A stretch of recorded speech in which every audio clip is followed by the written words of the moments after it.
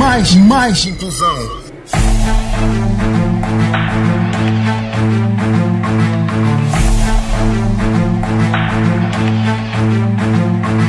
Saudações, amigo ouvinte, está no ar o seu programa de eleição das rádios comunitárias, programa este que dá voz às pessoas com deficiência. Encontre no programa Mais Inclusão o dia a dia da pessoa com deficiência. Está na vossa companhia, Nildo Nhalanguatala na apresentação do programa, Abdulrahman Ibrahim na edição. Muito obrigado pela preferência e muito bem-vindo. O programa Mais Inclusão conta com apoio à produção da TV Surdo. Nesta edição, se tratando do mês da criança, trazemos para o amigo ouvinte a história do dia a dia das crianças com deficiência na província de Nampula. Estimado ouvinte, saiba que pode acompanhar o programa Mais Inclusão na Rádio Vida, Rádio Comunitária de Meconta, na Mapa, na Cala, Monsoril, Memba, Morropula, Rapali e Rádio Comunitária de Lumbo, na ilha de Moçambique. Acompanhe já a seguir a história do dia a dia da criança com deficiência na província de Nampula com o jornalista Pedro Cus. Boa audição. Mais inclusão. A província de Nampula possui 27.730 pessoas com deficiência, sendo que 16.000 do sexo masculino e 11 do sexo feminino. E nessa onda, cerca de 7.000 são crianças com deficiência em idade escolar, segundo dados anunciados pela Direção Provincial do Gênero, Criança e Ação Social de Nampula em entrevista ao programa Inclusão Mais. Estes 7.000 refletem o número de crianças, na sua maioria, que vivem em situação de vulnerabilidade e, pior ainda, que têm idade escolar, mas não estão inseridas no Sistema Nacional de Ensino. São crianças de todos os sexos que vivem na incerteza de construir um futuro melhor para as suas vidas. Os piores cenários estão nas localidades, povoados e distritos deste ponto da província, onde famílias que, para além de lutar para encontrar o sustento para as suas crianças com deficiência, estes se debatem com falta de preparo das instituições de ensino para acolher as suas crianças que, na sua maioria, não sabem como seu próprio corpo funciona. Trata-se de relatos de frustrações de pais e encarregados de educação de crianças com deficiência que diariamente se ouvem ecoando entre os quatro ventos desta cidade. É terça-feira. O sol nasce e ilumina a província de Nampula. Com ele, vem mais um dia banhado em incertezas. E para os mais velhos, o novo dia significa a esperança de um dia melhor. Nos bairros de Morrapaninho e Napipini, o ambiente é calmo. Nestes bairros, conhecemos Audácia e Momadi. São duas crianças de 10 e 12 anos de idade, respectivamente. A nossa primeira paragem é no bairro de Napipini, onde fomos recebidos pelos pais da menina Audácia. Os pais da Audácia têm um olhar triste e guardam preocupação sobre sua filha de 10 anos de idade. Nos últimos tempos, a Audácia está a perder interesse em ir à escola. Estes temem ter que retirar sua filha da escola pela segunda vez, devido à falta de preparo da própria instituição de ensino primário para receber a sua criança com necessidades educativas especiais. O dia dela aqui em casa é normal, diferente da escola. E como tem sido a escola da criança? Com dificuldades, sendo que a escola não há condições para recebê-la, a menina. Ele não tem como brincar com os amigos dele através da acessibilidade. Como tem sido feito o acompanhamento dessa criança lá na escola? Sai aqui de casa normalmente, até lá às vezes estamos obrigados a apanhar chapa, através do muito movimento não permite. Também subir pelas escadas, como lá não há rampa, devo subir pelas escadas até a sala de aulas. Ela só fica na sala de aulas, no recreio ela tem ficado lá, só sai a hora de ir para casa. Havia abandonado sim a escola, aliás, se eu quiser abandonar, parece que abandonou sozinha. Eu já havia feito ela abandonar a escola, através da escola não tem a ver condições. O pai de Audácia disse que já tentou por várias vezes conversar com a direção da escola para ver se o problema de falta de acessibilidade era resolvido. O Sr. Belton teve a seguinte resposta. Dizia que não há condições para a rampa, porque sendo que não temos o único comboio, porque vai estudar este ano a primeira classe. Se ela transita para outro ano, já é outra turma, então também deve ter rampa. Então disseram que já não há condições para receber a menina na escola. Agora já tentou entrar em outras classes para ver se podem recebê-la? Já tentei, mas também sem sucessos. Por quê? Mesma situação que a outra escola. A escola não está preparada. Não está preparada. Tão bela, sensível e com um olhar cheio de vida, a pequena Audácia conta-nos alguns segredos. Tenho interesse em estudar, tenho interesse em ter uma escola boa, tenho Tenho tirado até metade na escola. Quais são os seus sonhos? Ser professora de português. 2 quilômetros da casa de menina Audácia, encontramos um menino. Chama-se Momadi Rajuaneia, menino com deficiência físico-motora, resultante de uma poliomielite. Os pais de Momadi dizem que, vezes sem conta, viram-se perdendo o ânimo em levar a criança a uma escola, por uma razão muito simples: a segurança. Com uma voz tímida, mas com muita vontade de falar aos microfones do programa Inclusão Mais, Momadi fala-nos dos seus grandes sonhos. Quando eu crescer, quero ter sonho de ser professor e médico. É pensando nestas e outras atividades que o delegado provincial da ADEMO, Ali Afito, disse que sua agremiação que irá levar a cabo no mês de junho atividades de sensibilização no sentido de levar os pais e os encarregados de educação a aumentarem a adesão das crianças de primeira infância às escolas, e diz o porquê. Daqui a nada vamos arrancar com um projeto de educação inclusiva para crianças da primeira infância frequentar nas escolas.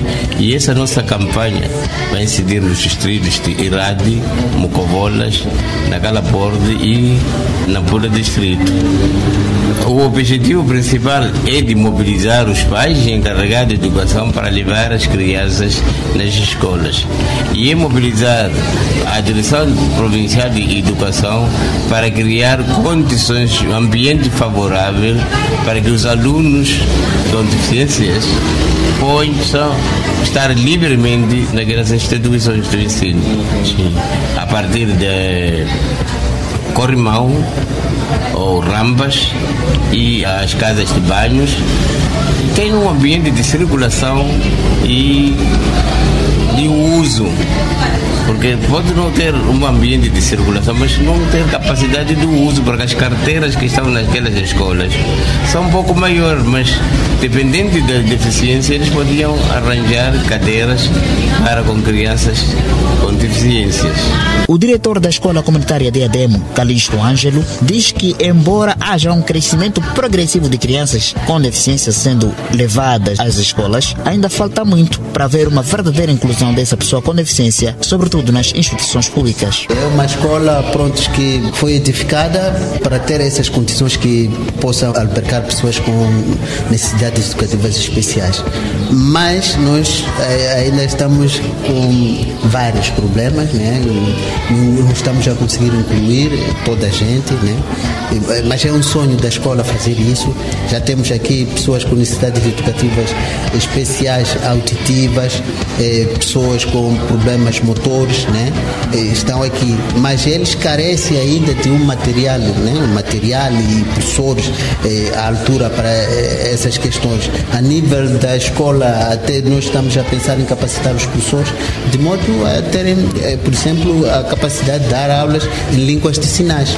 Aqui nós estamos a pensar nisso a nível de coisa da instituição. Bem-vinda, Maulana, técnica feita ao Departamento de Ação Social, na Direção Provincial do Gênero, Criança e Ação Social, disse que a entrada em função do CREA em Chilo veio para revolucionar o sistema de ensino para as pessoas com deficiência.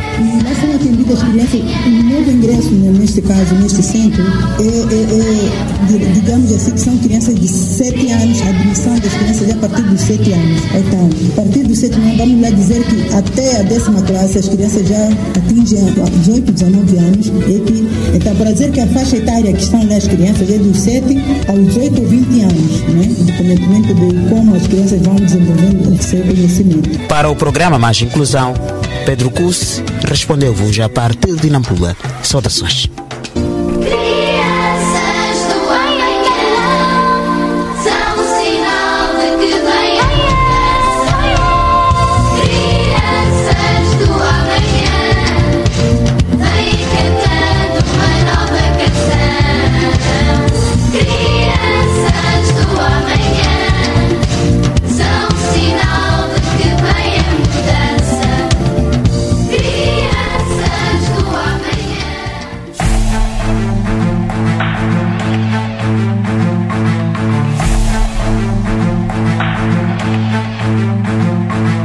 Ouvíamos a peça de reportagem sobre o dia a dia da criança com deficiência na cidade de Nampula. A peça de reportagem foi trazida pelo jornalista Pedro Cus. Diga sim aos direitos das crianças. Aproveitamos a ocasião para parabenizar todas as crianças moçambicanas e em especial as crianças com deficiência. Ainda sobre os direitos das crianças, vamos à capital moçambicana ao encontro do jornalista Abdurrahman para falar da prática da atividade física. Abdurrahman conversa com Edgar Man, da Especial Olímpico. Saudações, amigo ouvinte, sejam bem-vindos ao espaço de entrevista aqui no programa Mais Inclusão. Hoje vamos conversar com Edgar Man. Ele é um membro da Especial Olímpico em Moçambique, onde vamos falar um pouco em relação ao desporto para crianças com deficiência, neste caso autismo, síndrome de Down. Meu nome é Edgar Man, sou membro do Special Olympics. A Special Olympics é uma organização sem fim lucrativo, cujo objetivo é prover desporto para a pessoa com deficiência intelectual, síndrome de Down e autismo. E neste momento, em que província estão a trabalhar, em que cidade estão a trabalhar? Nós tivemos uma formação recentemente, onde tivemos membros de província de Gaza, tivemos Manhissa, Maputo e Matola. Então, nesta ordem de ideias, a partir desta formação, cada formando tem ou deve formar mais treinadores para poder dar vazão ao próprio projeto, que é alargar-se pelo país todo. Em termos de modalidades, quais são? Nós temos o judo, temos atletismo, temos a natação, temos voleibol, temos o handball, temos o futebol. E nossa ideia é abarcar todas as modalidades possíveis e levar avante em termos do país todo. E neste momento, em termos de atletas, quantos atletas têm neste momento a nível da tua zona, que é a cidade de Maputo? Bem, neste momento, atletas que participam em campeonatos, temos 5 atletas que são do atletismo. Então, quanto às outras modalidades, ainda estamos naquela fase embrionária e acredito que para o ano já poderemos contar com atletas que possam participar das Olimpíadas Especiais. Quando fala de Olímpico, fala de que nem os Jogos Paralímpicos, é isso? Sim, sim. Para o nosso tipo de deficiência é assim que é designado, que são Olimpíadas Especiais. Não são contemplados nos Jogos Paralímpicos, não? Não são. Continua a falar um pouco em relação a este vosso objetivo de massificar o desporto adaptado, em específico ao síndrome de Down e pessoas com deficiência cerebral, assim, que o termo é correto e tudo mais. A nossa ideia é mesmo essa, dar seguimento e de modo a atingir o país todo, que não é fácil, né? Isso vai levar o seu tempo e acredito que precisamos de muito mais formações e ter espaço, precisamos de auxílio, porque há modalidades que precisam de investimentos e a Special Olympics não tem esta possibilidade de poder dar esta ajuda. A nossa ideia é trabalhar com crianças desde os 4 anos porque o Special Olympics não tem limite de idade, desde adolescentes até aos idosos. Então, mas dizer alguém com 40 anos pode praticar o desporto, não é isso? Sim, com certeza. E a ideia da Special Olympics é, nós, num campeonato, por exemplo, ali são 8 pessoas que são condecoradas. Por exemplo, se participa do torneio e no fim não recebe nada, ele perde aquele incentivo e já não volta lá. Por exemplo, estão a falar de alguém com síndrome de Down ou um autista. Se isso não acontece, ele amanhã já perde interesse naquilo, como se quisesse uma compensação. Mas não seria exatamente uma compensação, mas isso é incentivo, exatamente. Falando em relação a crianças com autismo, são crianças naturalmente com talentos. Como é que estão a levar esse talento inato dessa criança para motivar esta criança a praticar o desporto? Sim, o que nós fazemos por exemplo, eu estou na parte de judo, estou precisamente no CERSE, que é Centro de Educação e Reabilitação de Cidadãos Inadaptados. Então estou lá, já comecei há 2 meses, estamos lá a trabalhar com os meninos. O que acontece é que as pessoas pensam que a deficiência é uma inabilidade, mas na verdade não é. Temos aí hoje em dia o Lionel Messi, que é um exemplo de autismo. O Lionel Messi, depois temos o Ronaldo, também está na mesma situação. Isso porque ele foi lhe dado a oportunidade e chance para poder mostrar aquilo que ele pode fazer. Então, o que acontece com os pais aqui? Quando tem uma criança com esta situação, eles escondem-nos. Isso não é positivo. Então, a ideia é dar espaço para eles. Tanto que o lema da Special Olympics é: deixa-me vencer, e se não puder vencer, então deixa-me ser bravo na tentativa. Então, a ideia aqui não é vencer, é participar do desporto, é praticar o desporto. E falando sobre os pais, neste caso encarregados de educação, a Especial Olímpica tem conversado com os pais que visa a levar essas crianças a praticar o desporto. Como é que é a reação dos encarregados de educação? Através do CERSE nós temos conseguido fazer isso. Alguns pais realmente já mostram aquela abertura dão aquela entrega para os filhos e autorizam que os filhos possam praticar essa modalidade. Mas agora, neste momento, no CERS estamos com o judo, mas ao posterior já teremos o atletismo e as outras modalidades que virão por trás. Após esta formação, já temos mais ou menos treinadores que sabem como lidar com pessoas com este tipo de deficiência. E a nível dos monitores que trabalham com essas crianças, são monitores formados na área de educação física ou tiveram uma formação específica para lidar com crianças especiais? Temos monitores formados na área de educação física e outros foram formados especificamente para fazer face ao desporto, da federação na qual eles provêm. Para terminar, quero deixar aqui algum apelo, um conselho para quem nos acompanha a nível das províncias, das zonas mais recônditas do país em relação ao desporto adaptado, inclusive para as crianças especiais. Apelar aos pais que deem a chance a essas crianças de poder mostrar o que elas podem. Não pensemos simplesmente como ela tem a deficiência, então fica em casa, vamos trancá-la. Não, tirem-na para fora, deixem-na conviver com as outras crianças para que ela possa desenvolver. Porque se a gente fecha-lhes, eles não têm como desenvolver, são dificilmente sociáveis. Então, se a gente dá-lhes essa oportunidade, eles podem mostrar aquilo que eles têm. Conforme são os talentos, eles têm talentos, têm muitas habilidades. Amigo Vinto, foi assim que nós conversamos com Edgar Deman, membro do Especial Olímpico de Desporto adaptado em Moçambique, que estão a nível da cidade de Maputo e que pretende se alargar para este vasto Moçambique, para divulgar o desporto para crianças com deficiência. Mais inclusão.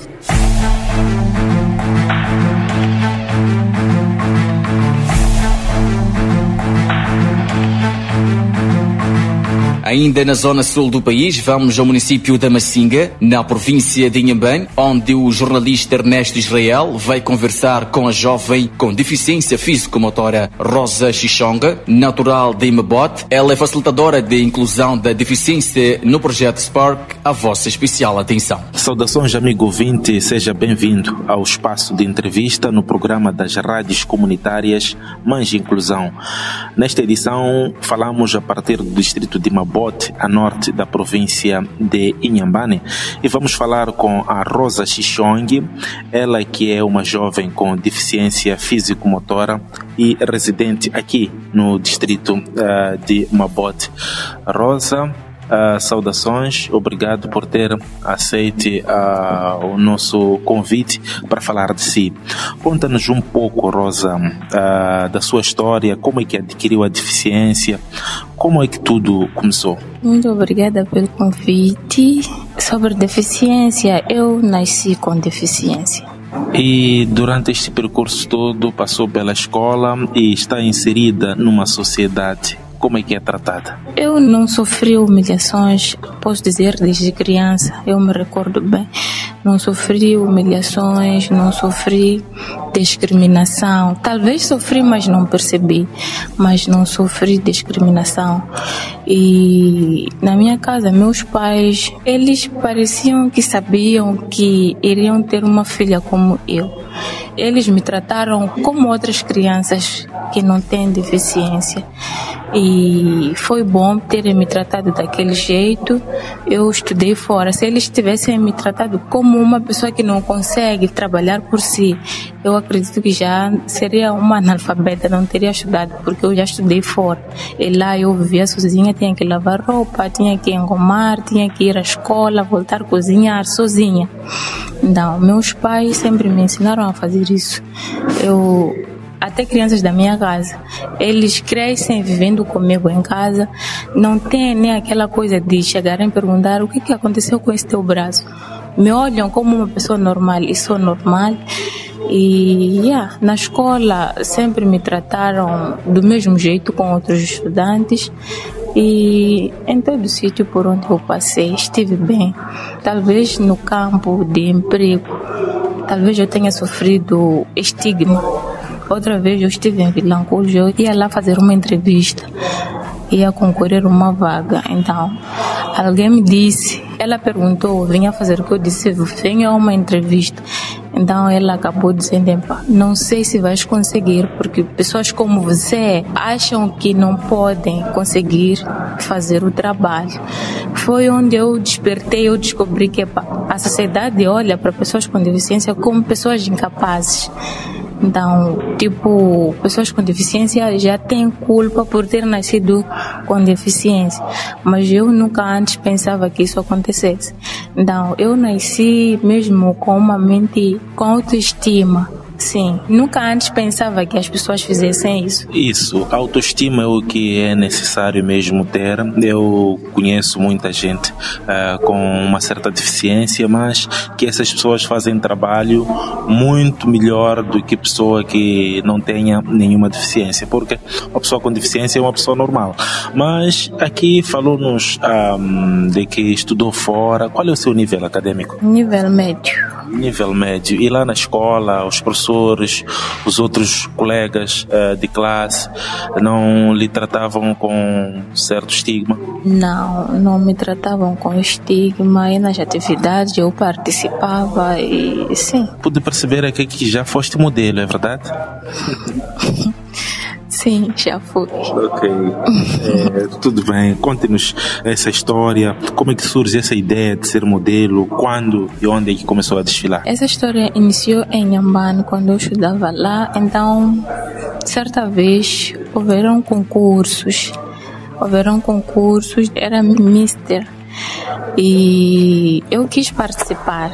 Vieram na escola anotar nossos nomes lá. Então, eu entreguei meu nome e fui lá participar. Foi uma boa experiência? Sim, foi uma boa experiência. E agora conte-nos em que posição ganhou? Não, eu não ganhei. Nem primeiro, nem segundo, nem terceiro. Mas se não ganhei, eu acho que foi por falta de valores monetários, porque aquilo dependia de dinheiro. Tínhamos que procurar votos, e tais votos era circular pela cidade, pedir voto, te dar dinheiro. Então isso não seria fácil.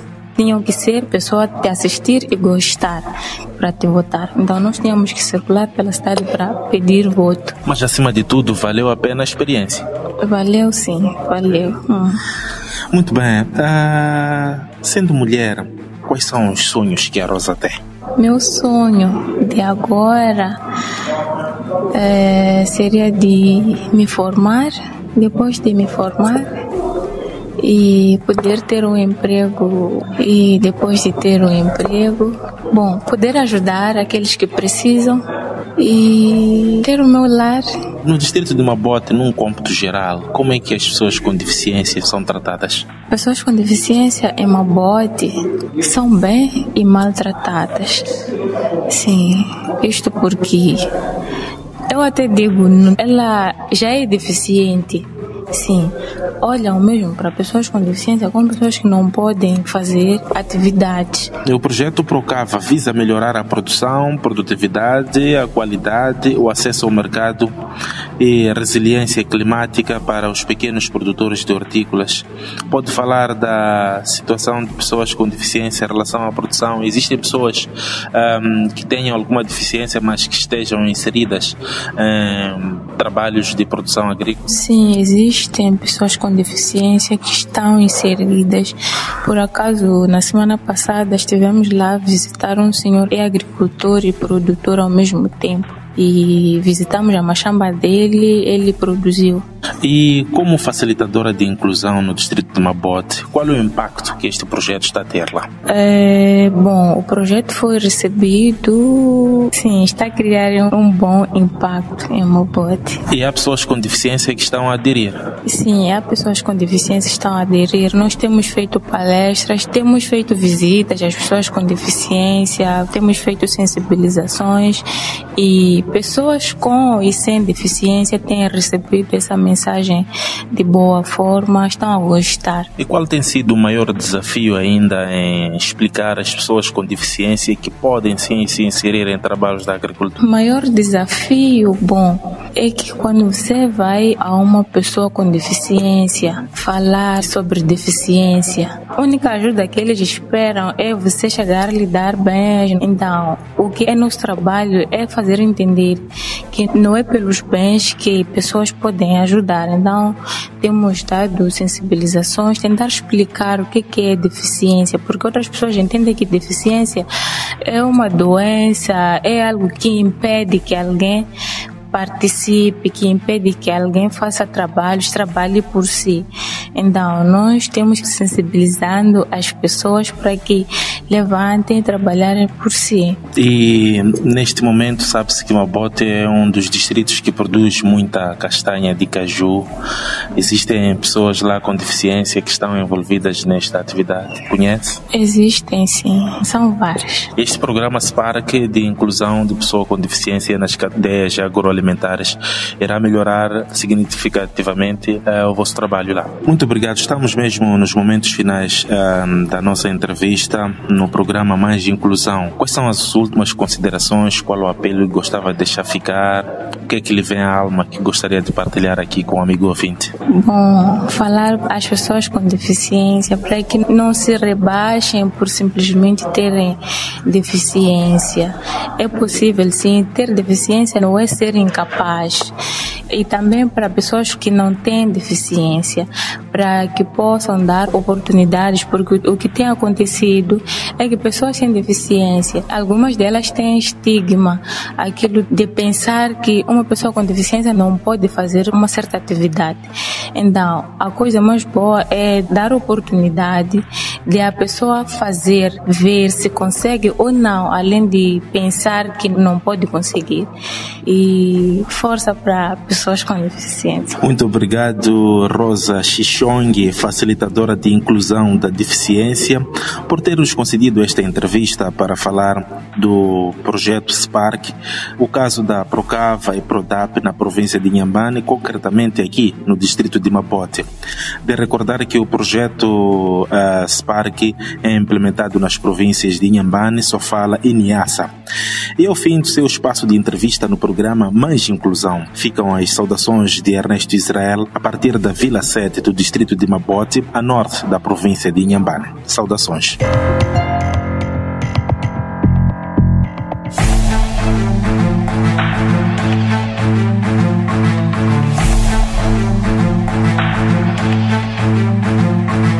Momentos finais do seu programa Mais Inclusão, mas antes vamos à rubrica Dicionário Inclusivo. Dicionário Inclusivo. Saudações, estimado ouvinte, seja bem-vindo à rubrica Dicionário Inclusivo. Nesta edição, vamos aprender como tratar uma pessoa que perdeu a visão ou que nasceu sem esta faculdade. Como você a chamaria? Portador de deficiência, cego ou deficiente visual? Deficiência visual. Tens a certeza? Absoluta. Porque eu acho que é mais correto chamar assim, porque eu acho que chamando de cego seria assemelhado como bullying. E portador de deficiência visual, eu acho que por causa da expressão portador não se enquadra. Então, por mim, eu ficaria com deficiente visual. Para mim, é portadora de deficiência visual. Por quê? Eu acho a melhor forma de dizer sem querer ofender também. Não vais mudar? Não. Tens a certeza? Absoluta. A palavra certa é cego. Pessoa portadora de deficiência visual e deficiente visual são expressões pejorativas. Use sempre a palavra cego. Ou pode ainda dizer pessoa com deficiência visual. Assim foi o Dicionário Inclusivo. Até a próxima edição.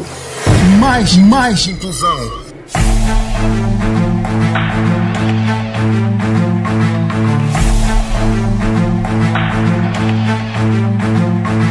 Estimado ouvinte, pode acompanhar estas e mais notícias nas nossas redes sociais, Facebook e YouTube. Pode também seguir-nos. Para tal, só tem de escrever Mais Inclusão. Faça a subscrição e ajude-nos a crescer. Nos momentos finais do seu e nosso programa Mais Inclusão, despedem-se Nildo Nhalanguatala na apresentação, Abdurrahman esteve na edição. Agradecemos a preferência. O programa Mais Inclusão conta com apoio à produção da TV Surdo. 2 anos comunicando pela inclusão social da pessoa com deficiência. Um forte abraço e até a próxima.